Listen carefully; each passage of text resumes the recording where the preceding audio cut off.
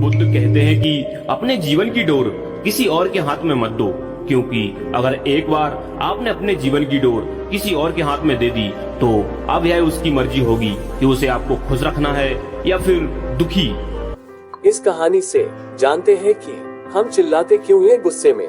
इस कहानी को सुनने से पहले आपने अगर इस चैनल को लाइक नहीं किया है तो लाइक कर दीजिए। चलिए अब कहानी की तरफ चलते हैं। एक बार की बात है, एक बार एक महात्मा अपने शिष्यों के साथ बैठे थे।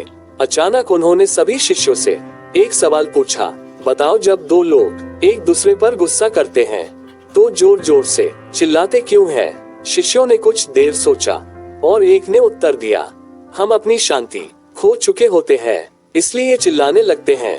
महात्मा ने मुस्कुराते हुए कहा, दोनों लोग एक दूसरे के काफी करीब होते हैं तो फिर धीरे धीरे भी तो बात कर सकते हैं, आखिर वह चिल्लाते क्यों हैं? कुछ और शिष्यों ने भी जवाब दिया, लेकिन महात्मा संतुष्ट नहीं हुए और उन्होंने खुद उत्तर देना शुरू किया। वह बोले, जब दो लोग एक दूसरे से नाराज होते हैं तो उनके दिलों में दूरियां बहुत बढ़ जाती है।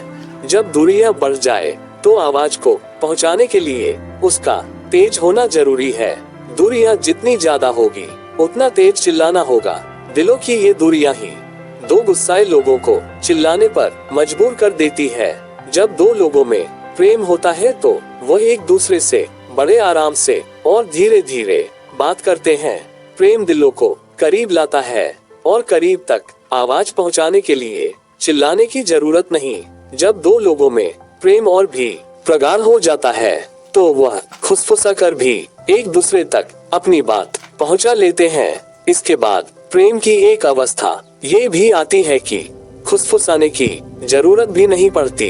एक दूसरे की आंख में देखकर ही समझ आ जाता है कि क्या कहा जा रहा है। शिष्यों की तरफ देखते हुए महात्मा बोले, अब जब भी कभी बहस करे तो दिलों की दूरियों को न बने दे, शांत चित्त और धीमी आवाज में बात करे। ध्यान रखे कि कहीं दूरियां इतनी न बढ़ जाए कि वापस आना ही मुमकिन न हो। ये कहानी सुनने में आपको कैसी लगी हमें कमेंट करके बताएगा जरूर। अगर आपको ये कहानी अच्छी लगी हो तो हमारे इस चैनल त्रिरत्न बुद्ध मोटिवेशनल स्टोरी को लाइक, शेयर और सब्सक्राइब जरूर कर दीजिए।